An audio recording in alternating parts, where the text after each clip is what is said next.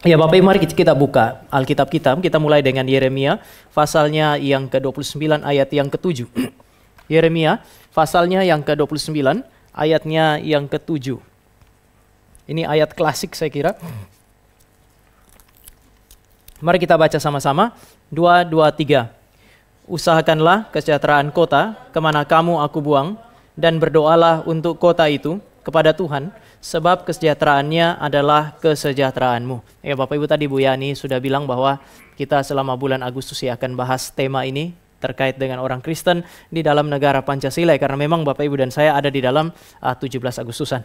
Nah, saya tidak tahu Bapak Ibu sadar atau tidak, tapi akhir-akhir ini kalau Bapak Ibu dan saya memikirkan dan mendoakan bangsa kita ya, ada banyak sekali masalah kan ya, ada banyak masalah yang muncul, tapi sebenarnya kalau dipikir-pikir maklum aja, memang kalau sudah 80 tahun tuh pasti banyak masalah. Ini bangsa sebenarnya sudah cukup tua Bapak Ibu, sehingga ada, kalau kita ketemu ada masalah di sana ya, saya kira itu hal yang wajar, dan tidak ada bangsa yang nggak punya masalah. Hanya memang harus kita akui bangsa Indonesia ini keterlaluan. Tadi waktu kita ada ketemu dengan orang ya, dengan beberapa pengurus terutama tim pembangunan, ngobrol-ngobrol, lalu kemudian ada yang bilang wah Indonesia ini keterlaluan. Lalu kemudian orang yang ngobrol sama kami itu bilang wah semua bangsa begitu. Apa semua bangsa lagi buruk atau lagi jelek? Saya bilang betul Pak, semua bangsa jelek, tapi Indonesia punya jelek nih, keterlaluan. Bapak Ibu dan saya bisa mengeluh, tapi apapun itu, ayat yang baru saja Bapak Ibu dan saya baca bilang bahwa Bapak Ibu dan saya harus berdoa dan mengusahakan kesejahteraan kota. Dan menarik bahwa di dalam bahasa aslinya kata berdoa dan mengusahakan ini adalah dua kata yang berdampingan, dan kata dan di situ menggunakan satu kata cuman atau satu huruf. Itu biasanya dan itu bicara mengenai dua hal, menghubungkan dua hal, tetapi istilah ini adalah kata wow, atau bukan kata wow, huruf wow, salah satu huruf yang sangat kecil. Nah kalau ini hanya wow saja, maka ini bisa menjadi dua hal yang tidak setara dan bisa dipisahkan. Misalnya Bapak Ibu bilang Tama dan anjingnya, ini kan pasti tidak setara atau Bapak Ibu ya. Jangan Bapak Ibu pikir, oh itu setara. Enggak, itu yang tidak setara dan bisa dipisahkan. Tetapi ketika Bapak Ibu dan saya baca di dalam teks Perjanjian Lama, lalu ada titik di atas kata wow, ini wow konsekutif, itu berarti dua hal yang tidak boleh dipisahkan karena setara. Tama dan istrinya, itu adalah dua pribadi setara dan seharusnya tidak dipisahkan itu. Maka hanya dengan menggunakan kata dan ini Bapak Ibu, kata wow atau huruf wow yang ditambahi dengan tanda titik di atasnya yang berarti wow konsekutif, itu berarti ini adalah dua hal yang tidak dapat dipisahkan. Sederhananya saya mau bilang begini Bapak Ibu, seringkali kita cukup puas dengan berdoa bagi bangsa kita. Tapi Alkitab bilang berdoa saja tidak cukup. Jadi orang Kristen yang berdoa bagi bangsanya itu baik. Tetapi bagi Alkitab berdoa bagi bangsa ini tidak cukup. Nehemia adalah orang yang berdoa bagi bangsanya. Tetapi begitu dia berdoa bagi bangsanya, Tuhan menggerakkan hatinya dia untuk kemudian meninggalkan kenyamanannya dan kembali ke Israel. Dia sudah jadi juru minum raja. Sebelum raja minum minuman itu dia harus coba dulu. Dan kalau hatinya jujur, dia sudah menikmati kenyamanan di dalam kehidupan bangsa hari itu atau kehidupan personalnya dia. Tetapi karena dia berdoa, maka Allah menggerakkan dia, meresikokan pekerjaannya dia, bahkan meresikokan nyawanya ketika dia bilang begini, saya punya bangsa ini lagi susah, sehingga bagaimana kalau saya tinggalkan pekerjaan ini, engkau utus saya kembali kepada bangsanya saya. Wah, itu satu keputusan yang kalau kita Bapak Ibu dan saya baca, kelihatannya kecil, tapi masa itu keputusan yang besar, meresikokan nyawanya dia. Sehingga kalau orang berdoa lalu tidak digerakkan untuk kemudian terlibat di dalam apa yang dia doakan, saya kira ada masalah di sana. Bapak Ibu dan saya mesti melihat hal ini. Dan kalau orang kerja keras untuk sesuatu, saya sering bilang kalau Bapak Ibu dan saya kerja keras dengan standar yang baik, kita berjuang untuk mencapai standar itu, biasanya kita pasti akan berdoa karena melalui perjuangan maksimal untuk mencapai standar yang baik, biasanya kita akan sadar bahwa kita tidak bisa sampai kepada standar itu. Sehingga kalau kita habis berjuang maksimal lalu kemudian kita menempuk dada kita bilang kita sudah maksimal, kita pencapaian kita maksimal, biasanya ada yang salah juga di dalam perjuangan yang sedemikian. Nah pertanyaannya sekarang adalah, orang Kristen kalau mau masuk ke dalam kehidupan berbangsa dan kemudian berkontribusi di dalamnya bagaimana? Saya baru nanti minggu depan ada satu seminar di salah satu cabang kita, lalu kemudian ngobrol dengan panitia. Panitianya bilang, wah ini seminar kali ini adalah seminar yang biasanya jemaat itu sangat antusias untuk mendaftar. Kali ini jemaat nggak terlalu banyak antusias untuk mendaftar. Kenapa? Karena pertanyaan yang sering muncul di dalam pemikiran mereka atau di dalam diskusi, ya kita nih masih bisa nggak sebagai minoritas terlibat di dalam bangsa ini? Yang kedua, apakah orang Kristen bisa ya kontribusinya dihargai di dalam bangsa ini? Nah saya mau ajak Bapak Ibu untuk melihat bahwa sebenarnya kita perlu bersyukur bahwa tidak kebetulan bahwa orang-orang yang nanti saya akan jelaskan, orang-orang yang kemudian bisa disebut sebagai bapak-bapak pendiri bangsa dan yang kemudian bergumul untuk memulai bangsa Indonesia ini, pada akhirnya merumuskan sesuatu yang kita sebut hari ini sebagai Pancasila. Bapak Ibu, kita tidak boleh lupa bahwa Pancasila ini kan lahir dalam satu pergumulan di antara dua ide sebenarnya. Ide yang pertama adalah ide yang kita sebut sebagai sekularisasi. Melawan negara agama. Kan Pancasila lahir dalam ketegangan ini. Bapak Ibu dan saya masih ingat istilah Piagam Jakarta dan seterusnya. Kalau Bapak Ibu dan saya lihat di dalam sejarah, kita akan menemukan bahwa Soekarno itu sebenarnya kan bukan seorang, kalau kita ngomong mengenai nasionalis pasti, tapi nasionalis yang cara pikirnya kayak apa? Soekarno itu orang yang sebenarnya sangat percaya bahwa negara yang baik adalah negara sekuler secara penuh. Di dalam beberapa tulisannya dia, misalnya ada salah satu tulisan itu, kalau tidak salah namanya Panji Islam atau apa, dia membandingkan kehidupan beragama di Turki. Lalu kemudian dia bilang, kenapa Turki itu memisahkan agama dari negara? Karena dimanapun negara dan agama itu bersatu, pasti dua-duanya hancur. Pasti dua-duanya mengalami penurunan. Sehingga Soekarno itu adalah seorang yang nasionalis, tapi karena nasionalismenya dia, itu membuat dia berpikir bahwa ide terbaik kalau satu saat bangsa Indonesia ini merdeka, negara yang terbaik adalah negara sekuler. Tetapi kemudian di dalam masa kepemimpinan dia juga lah, Bapak Ibu dan saya tahu bahwa Pancasila ketika digumulkan ya jadi yang seperti kita punya hari ini. Oposisinya dia itu kan ini pergumulan terjadi sebelum Indonesia merdeka, Bapak Ibu. Itu mendekati tahun 40, belum tahun 45, itu masih 30-an menuju kepada tahun 40 ya. Soekarno sudah mulai punya ide negara sekuler. Sementara itu Muhammad Natsir itu kemudian bilang bahwa enggak, negara yang terbaik itu ya negara Islam sebenarnya. Maka ide ini sudah ada di dalam pemikiran para pemimpin bangsa kita dan terus bergumul sampai dengan kira-kira tahun 1945 ketika mau merumuskan mengenai Pancasila itu kan lagi-lagi terjadi pergumulan ini. BPU, PKI, lalu kemudian nanti Bapak Ibu dan saya tahu ada istilah Panitia 9 itu kan ada, memang pada akhirnya ada orang Kristen. Di dalam konteks itulah muncullah orang-orang dari Indonesia Timur yang bilang, wah kalau kayak begini kami nggak bisa gabung. Kalau seandainya harus menjadi negara yang mengarah kepada negara agama dan itu Islam, bagaimana dengan yang ada di timur? Nah, saya melihat Bapak Ibu bahwa ada berkat Tuhan ketika Tuhan taruh bahkan di dalam Panitia 9 salah satu orang Kristen kan ya. Sehingga mereka kemudian menggodok ini, mereka menggumulkan hal ini dan lahirlah apa yang saudara dan saya sebut sebagai Pancasila. Nanti saya ajak Bapak Ibu untuk mempertimbangkan ini, tetapi saya nonton itu perdebatan tentang, nanti kita lihat Yudian Wahyudi kan dia bilang musuh terbesarnya Pancasila itu adalah agama kan ya. Lalu kemudian ada banyak sekali yang menanggapi. Salah satunya Mahfud MD itu. Mahfud MD itu kemudian dia bilang, Pancasila itu bukan musuhnya agama. Atau agama itu bukan musuhnya Pancasila. Kenapa? Karena negara Pancasila ini negara kesepakatan bagi dia. Dan saya setuju dengan itu. Di dalam perdebatan itulah kemudian disepakati bahwa Indonesia ini bukan negara agama tapi bukan juga negara sekuler. Indonesia ini adalah negara Pancasila. Nanti hari ini Bapak Ibu dan saya bahas di dalam sila yang pertama. Tetapi di dalam pergumulan itu Bapak Ibu dan saya akan menemukan bahwa ya mereka merumuskan 5 sila di dalam seluruh pergumulan itu. Dan Bapak Ibu dan saya nanti kita akan lihat beberapa poin ini. Pertama, Pancasila adalah ideologi bangsa yang ketika dirumuskan itu justru diinspirasi oleh nilai-nilai agama. Bapak Ibu coba lihat ya, kita bersyukur ya. Yang susun itu bukan orang Kristen, tapi ordonya pas. Sila pertama apa? Ketuhanan yang Maha Esa. Di dalam kekristenan, ordonya memang mesti Tuhan paling pertama. Sila kedua, kemanusiaan yang adil dan beradab. Bapak Ibu akan menemukan bahwa ordonya pas itu, habis Allah, manusia. Saudara, saya tidak bisa menempatkan di tempat yang lain itu. Kemudian sila ketiga bicara mengenai persatuan Indonesia dan Bapak Ibu dan saya bukan bicara mengenai persatuan antar pulau yang terpisah tetapi manusia yang menghidupi berbagai tempat yang berbeda dengan latar kebudayaan, latar agama yang berbeda. Sehingga ini bicara mengenai relasi antara manusia satu dengan yang lain. Lalu kemudian manusia yang berbeda ini bagaimana memanage perbedaan itu. Sila yang keempat bicara mengenai demokrasi kan ya. Kerakyatan yang dipimpin oleh hikmat kebijaksanaan dalam permusyawaratan perwakilan. Saya nggak tahu Bapak Ibu masih hafal atau enggak. Tetapi kemudian kita bilang pasal yang kelima. Apa yang dihasilkan oleh demokrasi? Ya keadilan sosial. Tetapi 4 dari 5 ini nanti Bapak Ibu dan saya akan lihat kelihatannya bukan produk asli Indonesia. Sekali lagi 4 dari 5 mungkin bukan produk asli Indonesia. Ini yang memberi ruang bagi Bapak Ibu dan saya untuk bisa masuk ke sana. Tetapi hal pertama yang saya mau ingatkan kepada Bapak Ibu bahwa sebenarnya ya orang Kristen boleh dong berkontribusi di dalam bangsa ini. Kenapa?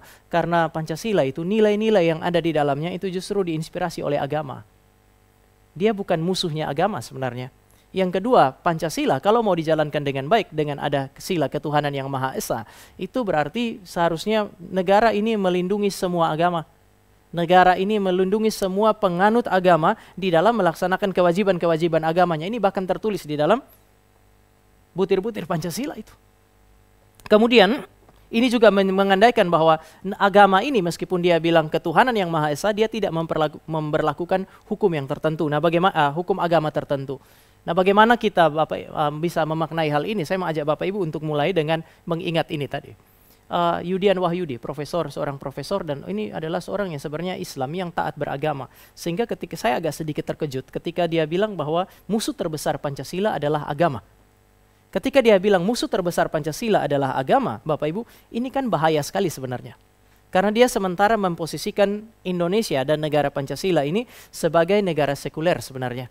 Apa itu sekularisme? Sekularisme adalah usaha untuk menjadikan agama, cara pandang yang melihat agama sebagai musuh daripada negara, sehingga ini kemudian berusaha disingkirkan, agama berusaha disingkirkan. Ketika dia bilang begini, agama adalah musuh terbesar Pancasila, bagi saya dia sementara berusaha untuk menggeser. Dia sementara melakukan sekularisasi dengan menggeser agama dari ruang publik Indonesia. Itu yang tadi saya bilang, saya sulit untuk mengerti karena ini seorang Islam dan setahu saya dia adalah seorang Islam yang taat. Bagaimana mungkin dia punya ide ini? Makanya di dalam satu diskusi ada satu teman yang juga Muslim, dia bilang enggak, orang-orang kalau yang meskipun dia dosen, dia seorang profesor, kalau sudah di dalam politik enggak bikin sensasi itu bukan politisi namanya. Sehingga ketika dia meskipun dia adalah kepala BPU PKI, ya dia mengeluarkan statement yang kayak itu. Saya sih setuju, tetapi sekali lagi Bapak Ibu ini ada semacam bahaya di situ. Kalau kita lihat sekularisasi itu apa? Orang lihat sekularisasi itu kan ada 3 macam. Seorang penulis namanya Jose Casanova. Dia bilang sekularisasi Bapak Ibu dan saya bisa lihat di dalam 3 macam ini. Pertama, dia sebut istilahnya secularization as religious decline. Jadi sekularisasi terjadi karena agama itu makin lama mengalami penurunan, dan itu sering terjadi di mana-mana. Jadi itu otomatis tidak didesain untuk menyingkirkan agama, tapi agama itu mengalami kemerosotan. Dan biasa dia bilang di dalam negara-negara maju hampir kayaknya otomatis itu agama mengalami penurunan. Saya kira hal ini juga yang seringkali ada di dalam bayangan anak-anak muda kita kan ya. Makin berilmu berarti makin kurang beragama. Orang yang makin beragama dianggap kurang berilmu misalnya. Tetapi ini jenis yang pertama. Ya, kelihatannya penurunan, tersingkirnya agama dari ruang publik itu terjadi secara natural. Tetapi yang kedua dia sebut secularization as privatization. Jadi sekularisasi terjadi karena privatisasi. Nah, ini yang saya kira muncul di dalam pemikiran dari orang yang namanya Yudian Wahyudi ketika dia menyebutkan agama sebagai musuh terbesar Pancasila. Agama adalah musuh, maka agama ditaruh di dalam ruang privat. Kalau kamu mau beragama boleh, tapi di dalam kamar. Kalau kamu mau beragama ya di rumahmu, di ruang publik jangan. Berdoa di dalam ruang kelas tidak boleh. Kalau mau berdoa di gereja silahkan, tetapi kalau bawa justru atau cara pikir agama kamu, cara pikir religius kamu, ya jangan di ruang publik.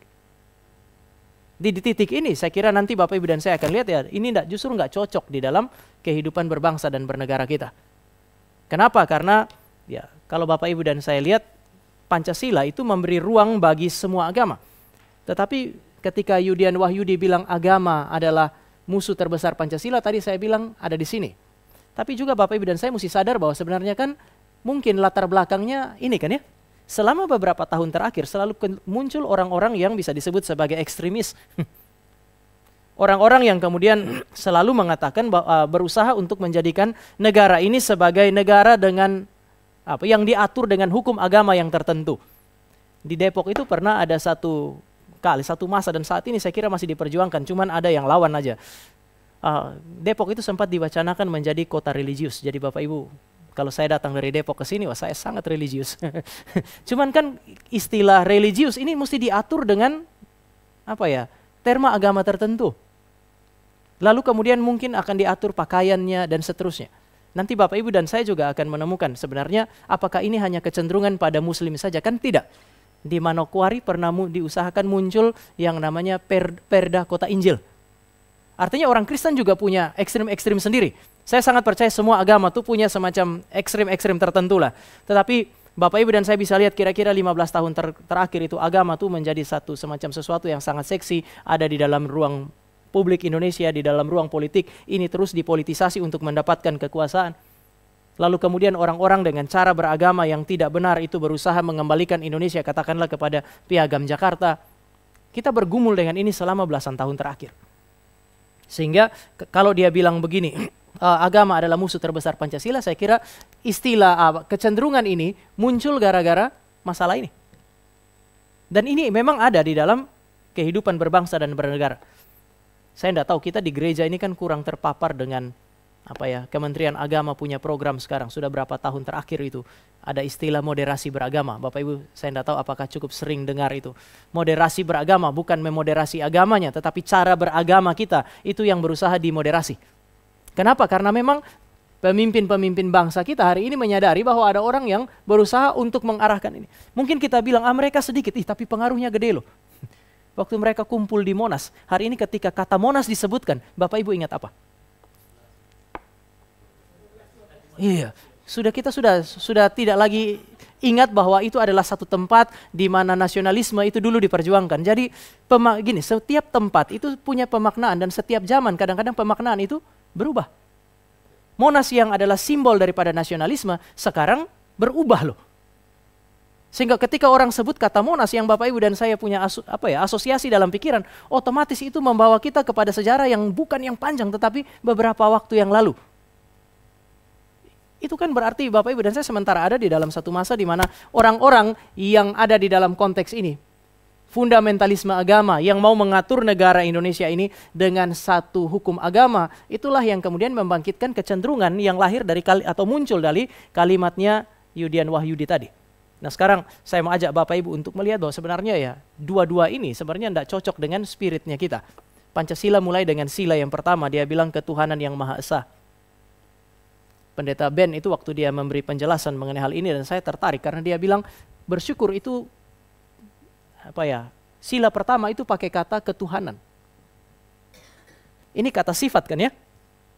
Kata sifat ini pun cenderung abstrak dan kemudian tidak menunjuk kepada Tuhan tertentu. Tuhan agama yang mana nggak jelas. Tapi dia pakai istilah ketuhanan, jadi tidak merujuk kepada pribadi ilahi tertentu pada agama tertentu. Dengan demikian Bapak Ibu dan saya sudah bisa lihat sila pertama mau memberi petunjuk kepada kita bahwa Indonesia ini bukan negara agama.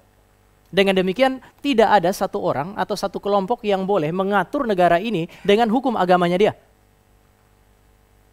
Satu saat, apakah Bapak Ibu dan saya bermasalah kalau kemudian pemerintah Indonesia bilang hari Minggu bukan hari libur, hari Minggu adalah hari kerja? Supaya efektif maka sama-sama ibadah pada hari Jumat, baik itu orang Islam maupun orang Kristen. Setuju nggak? Bapak Ibu nggak mau?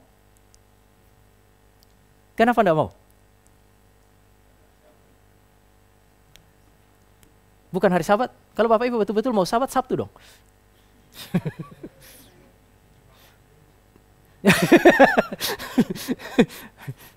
Long weekend terus. Bagaimana? Bapak Ibu setuju enggak? Bapak Ibu, John Frame itu dia bilang prinsip Sabat itu 1 dari 7. Sehingga kalau dia bilang hari Jumat, ya sudah Jumat, nggak masalah, kita nggak mempertuhankan hari tertentu kok. Yang penting ada 1 hari dari 7 hari di mana Bapak Ibu dan saya bisa beribadah. Kita nggak mempersoalkan hari kata Paulus di dalam Galatia. Tapi yang Bapak Ibu dan saya persoalkan adalah ada 1 waktu di mana Bapak Ibu dan saya bisa datang. Tetapi mungkin Bapak Ibu dan saya akan mempersoalkan kalau itu ibadah pada hari Jumat itu mau diatur berdasarkan hukum agama tertentu. Di sini kita masalah. Bapak Ibu bisa tangkap maksud saya. Kita tidak mempersoalkan harinya, boleh aja kita. Tapi kalau pemerintah pakai hukum agama untuk mengatur itu, ya itu tidak bisa. Sudahlah, kita sekarang nggak usah pergi kemana-mana. Kalau liburan semua naik haji, pemerintah bayar dan itu wajib. Ya, saya kira Bapak Ibu dan saya tidak mau. Ya kalau hari pertama sih oke lah ya. Pergi pertama kali pemerintah bayar, siapa nggak mau jalan-jalan. Tetapi tidak ada satu agama yang berhak untuk kemudian mengatur negara ini dengan hukum agamanya atau kemudian menyingkirkan agama yang lain. Kenapa? Karena istilah ketuhanan adalah sebuah istilah yang abstrak dan tidak merujuk kepada Tuhan tertentu, sehingga Indonesia bukan negara agama. Tetapi istilah ketuhanan juga memberi petunjuk kepada Bapak, Ibu, dan saya bahwa ya Indonesia bukan negara sekuler. Jelas itu, hukum yang pertama atau prinsip yang pertama mengatakan kepada kita bahwa negara ini adalah negara religius.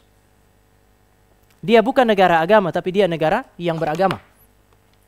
Dia tidak menyingkirkan atau tidak menolak apa yang disebut sebagai religiusitas. Maka Indonesia bukan negara sekuler.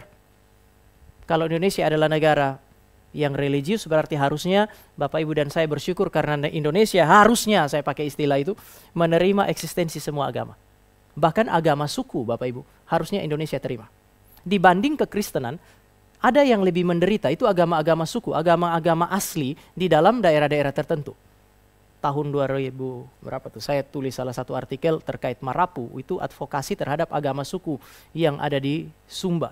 Kenapa? Karena itu mereka lebih menderita dari kita. Karena dia, kalau dia tidak tulis agamanya dia, sebagian besar mereka itu kemudian memilih untuk menulis KTP-nya Kristen. Itu demi bisa mendapatkan hak-hak sipilnya dia. Bapak Ibu bayangkan kalau dia tidak bisa pergi kalau dia pergi ke rumah sakit, lalu kemudian istrinya melahirkan, itu anaknya nggak bisa dapat surat keterangan lahir dan segala macam. Itu berarti hak-hak dia jadi itu kayak orang yang lahir dalam bangsa ini, tetapi tidak punya hak sebagai warga negara. Kenapa? Karena dia tidak punya agama.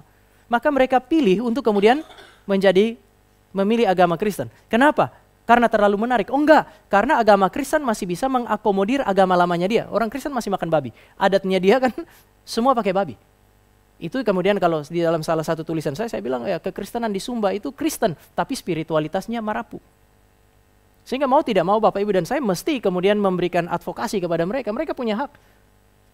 Kalau memang ini adalah negara yang religius, maka dia harus menerima eksistensi semua agama. Dia melindungi Bapak, Ibu, dan saya sebagai penganut agama di dalam melaksanakan kewajiban-kewajiban agama kita.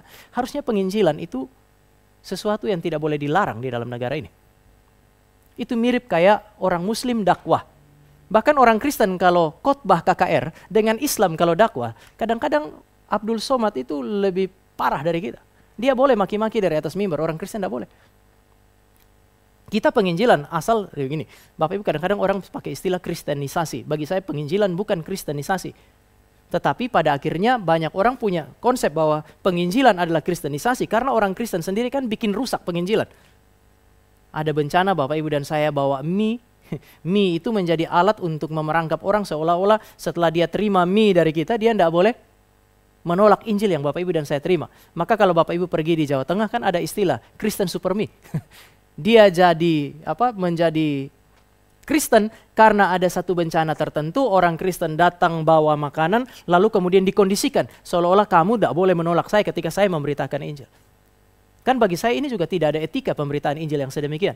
Bapak, Ibu, dan saya kalau mau bawa bantuan, tolong orang, ya karena memang kita digerakkan oleh kemanusiaan paling minimal kan ya. Kita mau tolong dia, sudah selesai di situ. Timothy Keller dia bilang begini, siasat dalam penginjilan yang tidak perlu itu jangan dilakukan. Kalau Anda tidak berani jujur kepada dia, jangan lakukan itu. Jujur misalnya, saya mau datang injili Opa Ali, tapi Opa Ali menolak dengan keras, maka ketika Opa Ali susah, saya datang bantu Opa Ali. Dengan tujuan, satu saat ketika saya beritakan Injil sekali lagi, Opa Ali enggan untuk menolak. Timothy Keller bilang begini, sebelum kamu lakukan itu, coba tanya di dalam hatimu. Berani nggak ketika kamu bawa sumbangan itu, kamu bilang langsung sama Opa Ali. Opa Ali, sekarang Opa Ali susah kan ya, sekarang saya kasih ini. Supaya apa? Supaya Opa Ali, 2 bulan lagi ketika saya datang beritakan Injil, Opa Ali nggak berani terima. Kalau saya nggak berani ngomong dengan jujur kayak begitu, jangan lakukan itu. Sekali lagi, gereja juga nggak boleh lakukan itu. Saudara menginjili, saudara kasih segala sesuatu jadi kayak menolong, menjadi berkat, kelihatannya orang Kristen baik, dengan tujuan motivasi tersembunyi bahwa satu saat ketika saya menyampaikan Injil kamu nggak bisa terima, lebih baik nggak usah penginjilan. Kristenisasi terjadi karena cara-cara yang kayak begini, stigma yang sangat buruk. Tapi sebenarnya kalau hanya menjalankan kewajiban, kekristenan dan Islam itu seringkali bentur karena dua-dua agama dakwah kan ya. Ini dua-dua agama yang misioner. Yang satu berusaha untuk kemudian dalam tanda petik menyelamatkan yang lain kalau Bapak, Ibu, dan saya lihat dari luar. Persoalannya adalah seperti Islam itu tidak bisa menjadi Islam tanpa dakwah, Kristen itu juga tidak bisa jadi Kristen tanpa penginjilan. Kalau begitu maka negara ini harusnya kalau kita mau lihat dari sudut pandang sila pertama, dia bukan hanya menerima eksistensi agama, tetapi harusnya dia melindungi penganut beragama di dalam melaksanakan kewajiban agama. Itu sama seperti pemerintah memfasilitasi orang naik haji itu. Apakah pemerintah salah? Enggak salah. Memang dia menolong warga negaranya untuk menjalankan kewajiban agamanya dia. Tapi jangan biarkan orang lain kemudian menyiksa Bapak Ibu dan saya ketika Bapak Ibu dan saya menjalankan kewajiban agamanya kita.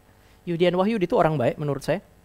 Ketika Bapak Ibu dan saya mau lihat, saya baca beberapa catatan dan Bapak Ibu mengerikan bahwa di dalam konteks kita Indonesia, aniaya terhadap minoritas itu datang dari dua aktor. Yang pertama tuh aktor non-negara. Itu kayak kemarin yang terjadi di di Padang, ya sebelum Padang kan Cidahu. Itu aktor non-negara. Tapi Bapak Ibu, sadarkah kita bahwa sebenarnya di Indonesia ini aktor negara juga terlibat? Ketika mereka membiarkan, Bapak Ibu sempat lihat potongan video singkatnya Kapolresnya itu bilang, itu Kapolres sebelum terjadi peristiwa itu kan dia ngomong dulu. Artinya itu terlibat di sana. Bapak Ibu juga mesti lihat bahwa sebenarnya aktor negara terlibat melalui keberpihakan, melalui apa yang disebut sebagai pembiaran, lalu kemudian setelah terjadi juga tindakan tegas nggak ada. Kita bisa mengeluh, tapi pada saat yang sama Bapak Ibu dan saya perlu bersyukur bahwa sebelum semua ini terjadi, sebenarnya para pendiri bangsa sudah memikirkan dan mengantisipasi hal yang sedemikian. Dan menurut saya, ya Bapak Ibu dan saya perlu bersyukur untuk hal ini.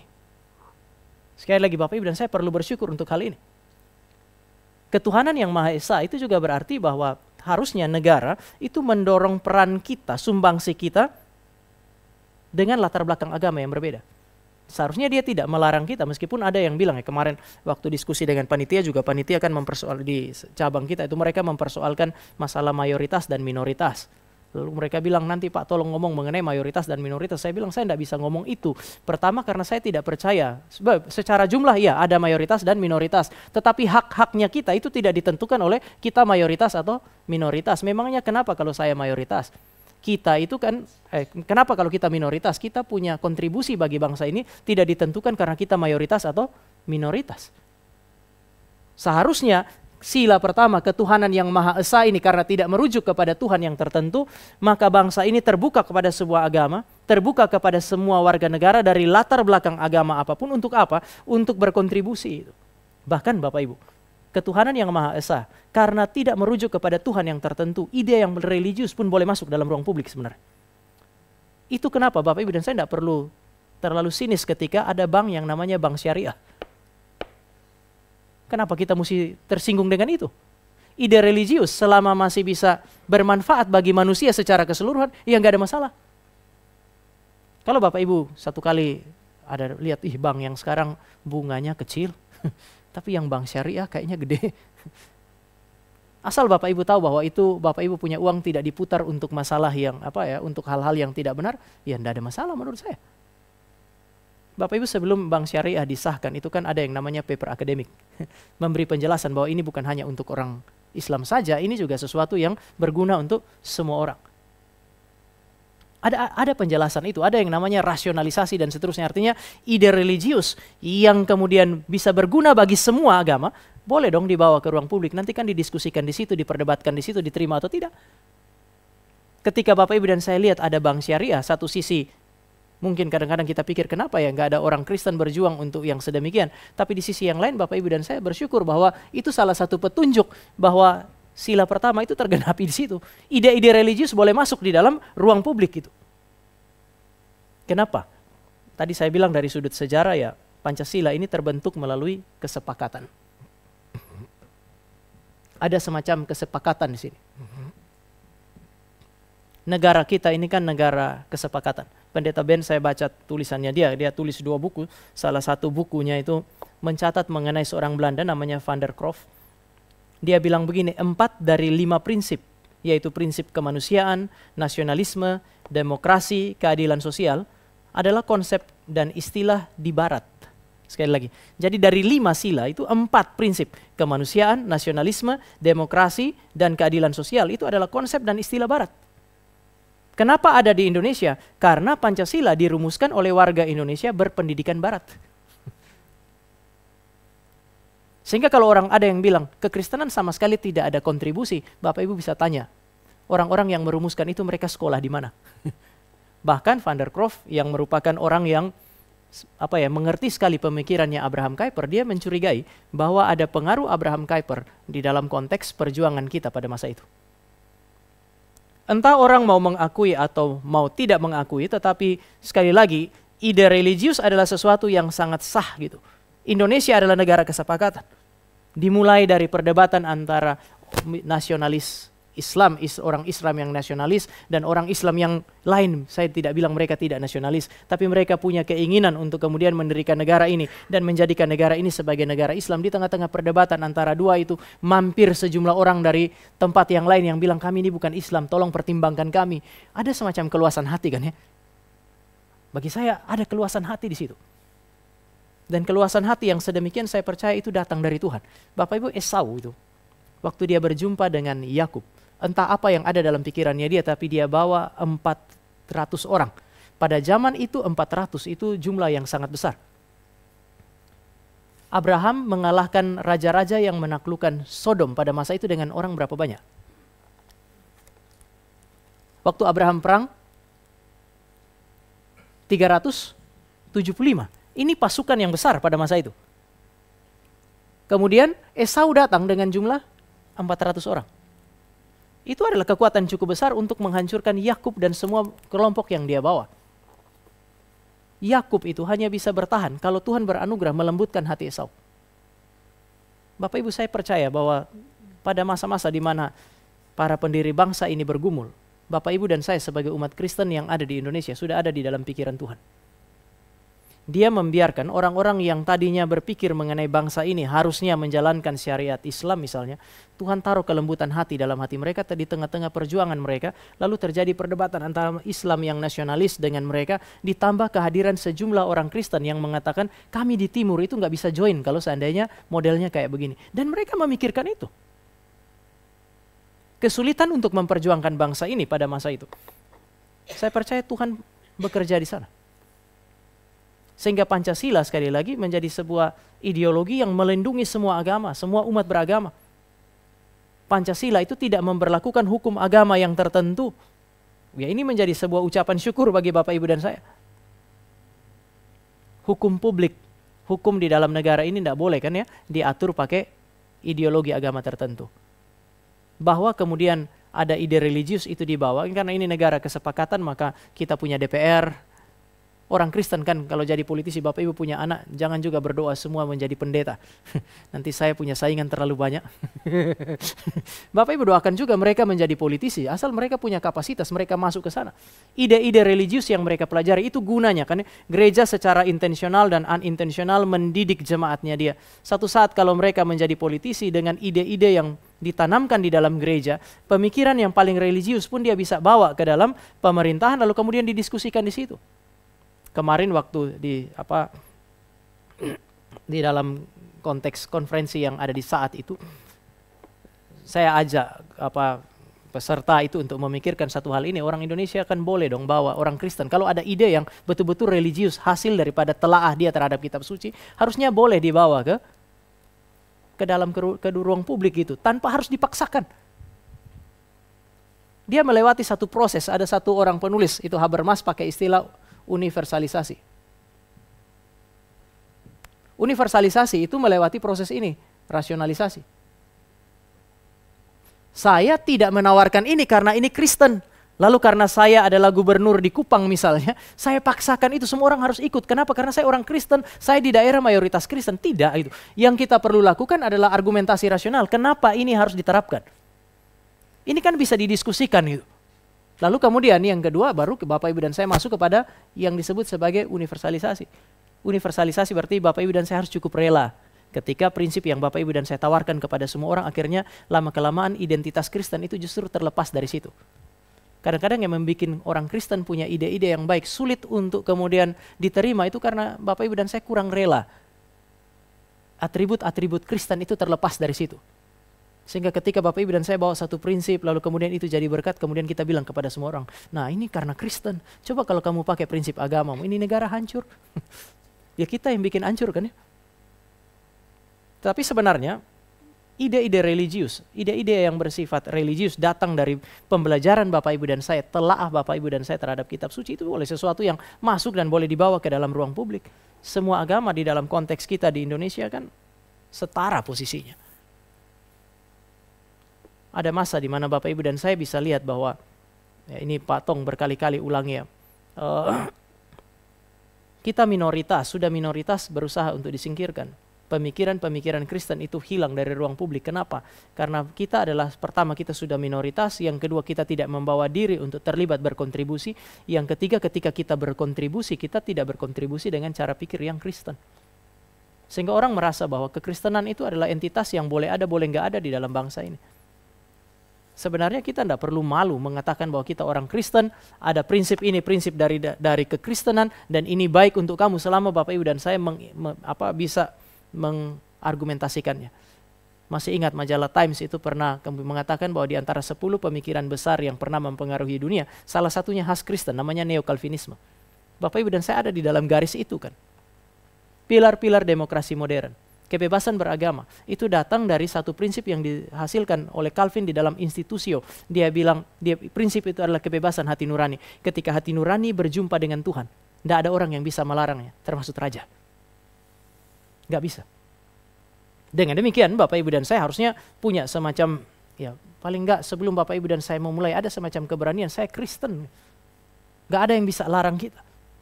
Satu waktu di dalam diskusi, waktu masih kuliah Bapak Ibu, kemudian dalam diskusi itu ada satu teman yang bilang begini, ya mayoritas di Indonesia ini harus dengan luas hati menerima minoritas, dan mayoritas harus bisa, memang orang dia maksudnya baik Bapak Ibu, tidak negatif, mayoritas harus bisa mengayomi yang minoritas. Pas giliran saya bilang, siapa yang kasih kamu hak untuk mengayomi kami minoritas? Siapa yang kasih mayoritas hak untuk mengayomi minoritas? Mengayomi masyarakat itu bukan tugas agama. Mengayomi masyarakat itu tugas pemerintah. Jadi mayoritas dan minoritas sama-sama diayomi oleh pemerintah. Bukan mayoritas mengayomi kita. Mentalitas yang seperti inilah yang bikin kita sebagai orang Kristen kadang-kadang tidak bisa berkembang. Kenapa? Karena Bapak Ibu dan saya kadung menerima stigma itu. Kami harus diayomi, bikin apa-apa, harus sepersetujuan mereka. Karena ini kemudian menjadi persoalan. Tetapi Bapak Ibu dan saya bisa lihat bahwa sila pertama itu memberi petunjuk kepada saudara dan saya bahwa negara ini adalah negara kesepakatan. Ide-ide religius itu boleh hadir di dalam ruang publik, termasuk ide-ide religius Kristen selama itu adalah sesuatu yang bermanfaat bagi semua.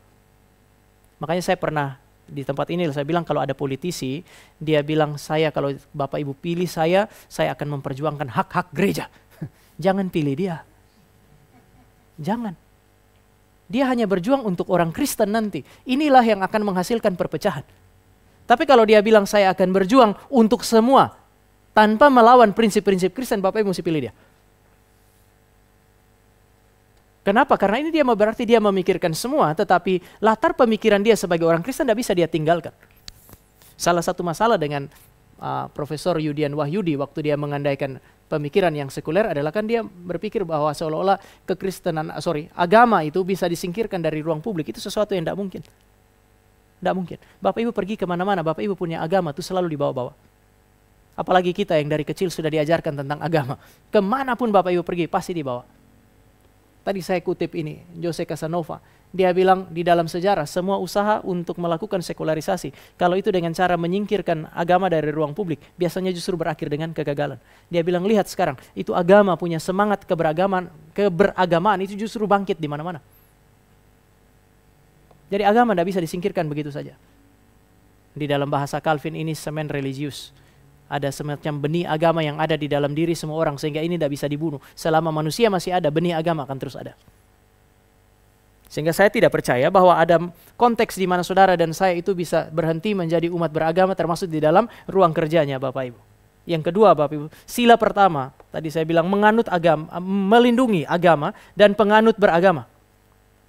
Umat beragama dalam melaksanakan kewajiban-kewajibannya dia, ya harusnya dilindungi oleh pemerintah. Tadi saya bilang ya dua macam pelanggaran ini. Pelanggaran pertama oleh agen non-negara, pelanggaran kedua adalah agen negara. Represi. Bapak Ibu masih, saya tidak tahu tapi ini Pak Roni ada beberapa waktu kita kapin tempo hari. Kan waktu terakhir meeting di Kemenak itu. Kapolresnya kan bilang begini, saya sampai pada posisi ini nih dengan perjuangan. Lalu gara-gara Bapak Ibu punya acara ini, saya harus meresikokan semua itu. Bagi saya itu adalah kalimat yang tidak boleh keluar dari polisi. Memang itu tanggung jawabnya dia. Ibadahnya Bapak Ibu adalah haknya kita. Makanya kalau Bapak Ibu dan saya tahu, kita waktu mau melaksanakan ibadah, entah di dalam gedung, di luar gedung, kan kita bukan minta izin kan ya. Surat itu harusnya pemberitahuan. Kenapa? Karena itu haknya kita. Itu haknya Bapak Ibu dan saya. Pemerintah punya kewajiban untuk melindungi itu. Kecuali Bapak Ibu dan saya punya keyakinan ini menghasilkan tindakan-tindakan yang melawan hukum. Inilah yang harus dihentikan. Sila pertama itu menjamin Bapak Ibu dan saya punya kebebasan untuk melaksanakan ibadah. Dan sebenarnya puji Tuhan untuk itu. Harusnya Bapak Ibu dan saya bersyukur untuk itu. Tidak perlu izin untuk beribadah dengan bebas.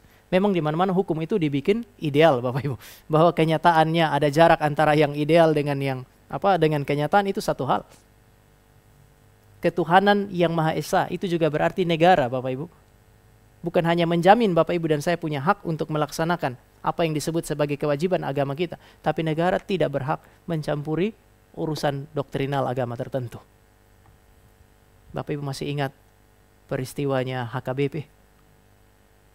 Negara masuk terlalu jauh. Satu sisi Bapak Ibu, Konghucu hari ini menjadi agama. Yaitu karena keluasan hatinya orang macam Gus Dur. Tapi sadarkah Bapak Ibu bahwa juga di sisi yang lain, pemerintahan Gus Dur hari itu masuk terlalu jauh ketika dia menentukan saksi Yehova sebagai Kristen. Bagaimana mungkin negara itu bisa menentukan ini Kristen atau bukan? Dia pakai standar apa? Jadi ada masa di mana Bapak Ibu dan saya lihat bahwa dinamika kehidupan bangsa Bapak Ibu dan saya ini, ada masa di mana pemerintah kita ya kadang-kadang masuk terlalu jauh. Ada masa di mana dia tuh lari pada ekstrim yang lain, dia membiarkan. Ada masa di mana Bapak Ibu dan saya lihat orang Kristen tuh dianiaya sampai foto-fotonya kemudian tersebar, lalu ada yang mati. Pada masa pemerintahan Jokowi itu Bapak Ibu, saya masih ingat itu butuh hampir 3 minggu baru kemudian Mahfud MD itu bicara. Orang Kristen itu paling tidak mengatakan bahwa itu adalah sebuah tindakan yang jahat gitu. Pemerintah tuh harus segera. Begitu Palestina baru satu bom Bapak Ibu, semua langsung mengutuk. Sementara yang di sini ini dipenggal lehernya, itu nggak ada yang ngomong. Ya orang Kristen nggak ngomong, seolah-olah memang itu sesuatu yang memang wajar terjadi bagi kita. Kita punya spirit martir tuh terlalu gede. Waktu ngomong dengan teman-teman hamba Tuhan, saya sempat bilang, kita nih aneh ya, kita punya seminar politik nih banyak sekali. Tetapi ketika yang begini terjadi kita diam. Jadi kita adalah orang-orang yang teologi publiknya baik, kehidupan publik kita buruk. Bapak Ibu perlu berdoa juga untuk bukan cuma bangsa ini, mungkin gereja kita juga perlu didoakan untuk aspek yang ini. Negara tidak boleh masuk untuk mengatur Bapak Ibu dan saya punya doktrin-doktrin agama. Dia tidak boleh intervensi, tapi dia harus mengintervensi ekspresi keagamaan yang berlawanan dengan hukum. Waktu saya sangat yakin bahwa Allah Tritunggal adalah Allah yang benar, kemudian saya membunuh saksi Yehova, negara harus tangkap saya. Seharusnya begitu. Sama ketika kelompok mayoritas itu kemudian mengekspresikan keyakinan agamanya dengan membahayakan orang-orang yang minoritas, sudah seharusnya pemerintah bertindak. Kalau pemerintah diam, dia tidak menjalankan apa yang disebut sebagai keyakinan agamanya dia. Bapak Ibu, pemikiran ini sebenarnya cocok sekali lagi dengan pemikirannya orang yang namanya Abraham Kuyper. Dia berbicara mengenai agama yang bebas di dalam negara yang bebas. Kalau ada satu negara itu betul-betul merdeka, negara yang betul-betul merdeka, negara yang bebas adalah negara yang sanggup untuk menjamin sehingga setiap umat beragama itu beragama dengan bebas. Kalau memang Indonesia sudah merdeka misalnya, dan Indonesia ini sudah bebas selama 80 tahun, harusnya Bapak Ibu dan saya tinggal lihat aja. 80 tahun ini apakah agama yang ada di dalam Indonesia ini bisa beragama dengan bebas atau tidak? Frans Magnisuseno itu dalam salah satu tulisannya dia bilang, urusan bakar gereja, Indonesia ini juara dunia. Di dalam prestasi yang lain semua nggak jadi. Sepak bola sampai hari ini kalah terus. Akhir-akhir ini Bapak Ibu dan saya agak bangga lah ya. Kita bersyukur untuk itu. Ganti pelatih, hancur juga prestasi kita. Tapi Bapak Ibu tenang, kita punya prestasi luar biasa, yaitu juara dunia bakar gereja. Di dunia ini nggak ada negara yang pembakaran gerejanya lebih banyak dari Indonesia. Tapi dia punya semboyan tetap Pancasila. Negara tidak mengintervensi mungkin, tetapi negara membiarkan. Salah satu prinsip ini, agama yang bebas di dalam negara yang bebas, saya kira belum tercapai di Indonesia. Meskipun demikian, sekali lagi, apakah kita boleh bersyukur? Bersyukur dong. Itu memberi hak bagi Bapak Ibu dan saya untuk kemudian memberikan perlawanan sebenarnya. Saya pernah sampaikan juga Bapak Ibu bahwa salah satu yang membuat mungkin Indonesia ini agak menghadapi banyak sekali pergumulan, orang Kristen mengalami pergumulan karena kita diam. Materai 10.000 itu. Hal yang positif jadi negatif hari ini. Begitu Bapak Ibu dan saya punya tempat ibadah dibongkar, dibakar, kemudian kita bawa ke polisi, sampai di polisi hanya gara-gara orang minta maaf, pakai materai 10.000 dan kemudian ada damai selesai di situ. Itu bukan sikap Kristen. Itu mentalitas budak yang dibawa oleh orang Kristen lalu kemudian dibaptis atas nama Kristen. Kenapa orang terus menganiaya Bapak Ibu dan saya? Karena Bapak Ibu dan saya punya jalur untuk melawan, ada dasar hukum untuk melawan. Bapak Ibu dan saya nggak pakai. Kemarin di seminar di saat kemudian ada satu orang bilang, bukankah kekristenan itu diajarkan untuk mengasihi? Iya, tapi kekristenan juga mengerti apa itu keadilan. Sehingga ketika saudara dan saya mengalami situasi yang sedemikian, ya mungkin kita tidak masuk ke dalam, meskipun saya setuju perang agama Bapak Ibu. Tetapi pada saat yang lain, ya, nggak harus sampai ke situlah.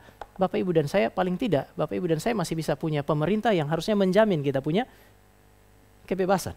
Negara yang menjamin Bapak Ibu dan saya punya kehidupan. Sehingga apakah kita harus mensyukuri sila pertama? Wah harus, kaya sekali sila pertama ini. Membuat Bapak Ibu dan saya punya fondasi untuk hidup beragama, berelasi dengan orang lain setara. Tidak seharusnya Bapak Ibu dan saya waktu berelasi, kita Kristen berjumpa dengan kelompok yang katanya mayoritas, kemudian kita merasa bahwa kita tuh menjadi orang-orang kecil yang tidak bisa apa-apa. Oh enggak kok.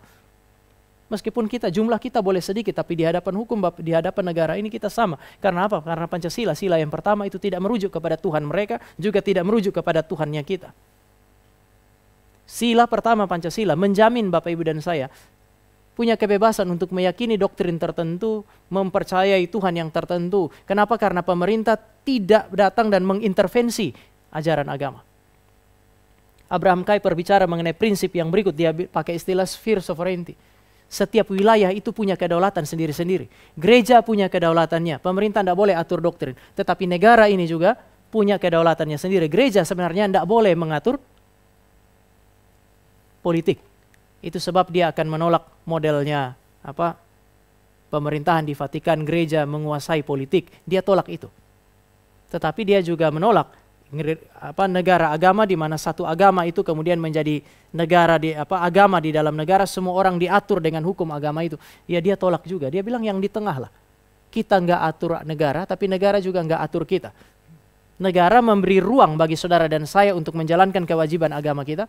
Kita di dalam mengekspresikan iman tidak boleh melawan hukum negara, dan ketika negara butuh, Bapak Ibu dan saya perlu hadir di situ. Itu sebab saya kira orang Kristen meskipun seringkali negara itu membiarkan saudara dan saya menderita, ketika negara ini membutuhkan kehadiran orang Kristen mestinya hadir kan ya. Saya sangat bersyukur waktu terjadi pandemi kemarin, kemudian ya sisi lain daripada banyak kali Bapak Ibu dan saya menemukan ya kita punya sinode ini juga, atau katakanlah GRI tidak banyak bicara dalam banyak aspek, tetapi di dalam masa itu ya tim aksi kasih itu bergerak dengan sangat baik. Ketika negara ini butuh, ya kita gereja harusnya hadir yang sedemikian. Negara mendisiplinkan dimensi yang ada di luar jiwa manusia atau ekspresi jiwa manusia. Tapi agama itu mengisi dan kemudian mendisiplinkan jiwa manusia. Oleh sebab itu maka ini adalah satu kombinasi yang menurut saya baik, dan Tuhan izinkan itu ada di dalam konteks Indonesia. Bersyukur Bapak Ibu dan saya terlahir sebagai orang Indonesia kan ya. Bapak Ibu kalau lahir sebagai warga negara Korea Utara, kita mau beragama susah. Di Indonesia ini susah, tapi saya kira Korea Utara lebih sulit daripada kita hari ini. Prinsip yang dibicarakan oleh Abraham Kuyper itu jauh lebih bisa tergenapi atau terlaksana itu di mana ya, di dalam konteks hidup Bapak Ibu dan saya sebagai satu bangsa hari ini. Melalui apa? Melalui Pancasila. Maka Bapak Ibu dan saya kira perlu bersyukur mengenai hal ini.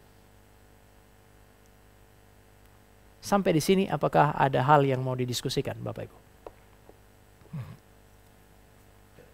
Oke, baik. Kalau tidak ada, kita sampai di sini. Mari kita berdoa. Bapa, kami datang dan kami bersyukur untuk anugerah yang diberikan bagi kami. Kami bersyukur karena bangsa yang Tuhan berikan bagi kami, bahkan dengan ideologi yang Tuhan izinkan ada. Bapa, kami percaya bahwa ini adalah cara Tuhan ikut campur tangan dalam kehidupan kami, dalam hidup berbangsa dan bernegara. Berbelas kasihanlah bagi kami di tengah-tengah keluhan hati kami melihat bangsa yang tidak sesuai dengan apa yang kami harapkan, bahkan tidak sesuai dengan ideologi bangsa kami. Tapi kami percaya Tuhan masih beranugerah dan Tuhan yang memimpin bangsa ini menurut maksud dan rencana Tuhan. Kami menyerahkan hidup kami juga sebagai orang Kristen, hal-hal yang kami keluhkan terkait dengan kekristenan, bahkan terkait dengan gereja kami. Tuhan pimpin supaya pada akhirnya Tuhan membangkitkan anak-anak Tuhan yang benar-benar juga bisa menggenapi apa yang Tuhan mau untuk bagi gereja untuk menjalankan tugasnya di tengah-tengah bangsa ini dalam situasi yang sulit dengan segala resiko. Ini doa kami, di dalam nama Tuhan Yesus kami berdoa dan menyerahkan hidup kami. Amin.